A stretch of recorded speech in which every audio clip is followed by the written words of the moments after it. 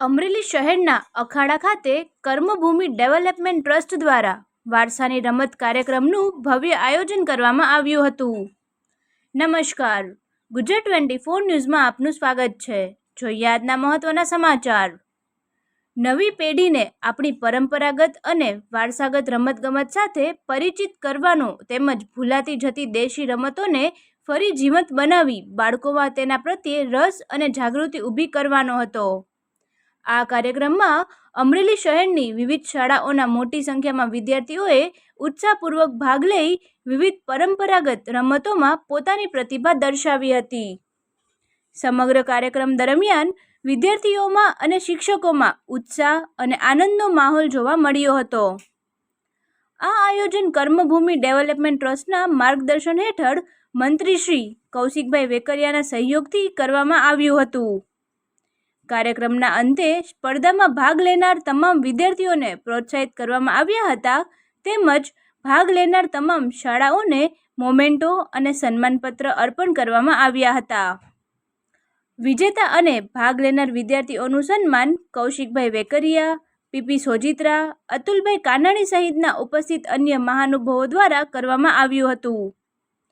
મહાનુભાવોએ બાળકોને અભિનંદન પાઠવી ભવિષ્યમાં પણ આવી વારસાગત રમતગમત સાથે જોડાયેલ રહેવા અને સ્વસ્થ જીવનશૈલી અપનાવવા પ્રેરણા આપી હતી। કાર્યક્રમના સફળ આયોજન બદલ ઉપસ્થિત વાલીઓ, શિક્ષકો અને મહેમાનોએ કર્મભૂમિ ડેવલપમેન્ટ ટ્રસ્ટની કામગીરીને બિરદાવી હતી અને ભવિષ્યમાં પણ આવા લોકો ઉપયોગી તથા સંસ્કારલક્ષી કાર્યક્રમો યોજાતા રહે તેવી શુભેચ્છા વ્યક્ત કરી હતી। ફરી મળીશું નવા સમાચાર સાથે, ત્યાં સુધી જોતા રહો ગુજરાત 24 ન્યૂઝ। અમારી ચેનલને લાઇક, શેર, સબસ્ક્રાઇબ કરી સહકાર આપવા વિનંતી।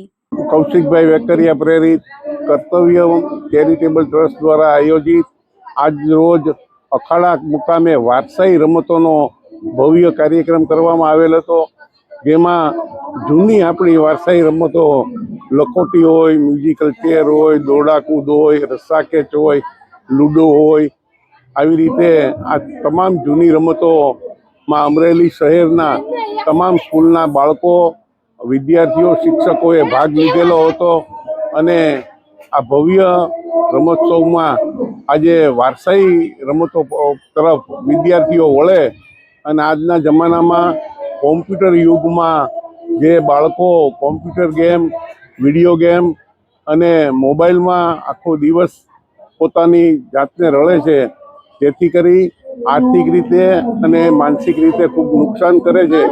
જ્યારે વારસાઈ રમતોમાં બાળકોનું શારીરિક શોષણ અને એક તો આ તદ્દન ફ્રીમાં ગેમ રમાતી હોય અને શારીરિક રીતે પણ બાળકોને ફાયદો થાય, તેથી આવી રમતો પાછળ ફરી પાછા બાળકો આવે એવો એક નમ્ર પ્રયાસ કર્યો છે।